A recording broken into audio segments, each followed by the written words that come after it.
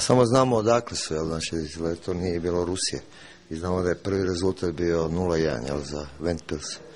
Pa ne znam, sigurno da ćemo sada u ovom kratkom periodu koji imamo sigurno vidjeti sve od njih, tražiti kazete, otići žare, pogledati utakmicu, znači ovog što će igrati. Revanš, tako da ćemo onda puno više znati o protivniku. Pa ništa, ja sam u biti kad ovako gledam, trebalo bi biti zadovoljni. Mislim da Crvena Zvezda ima velike šanse da prođe dalje.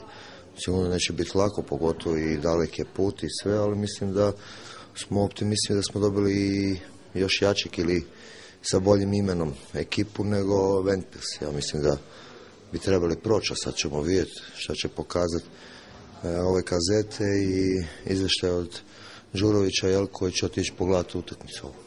Dobro, nekad nije, ja sam od tih koji sam volim da se igra prvo u kući, ali nije problem, znači prvo igramo tamo pa ćemo vidjeti kako će tamo proći, tako da ćemo onda puno više znati kako će biti na Marakani, ali sigurno da oni će igrati, igraju jedan nogomet sasvim drugačiji, znači da igraju sigurno borbeno, da sigurno neće biti laka utakmica, ali mislim da imamo mi puno veći kvalitet i da ćemo na kraju biti koji ćemo biti bolji.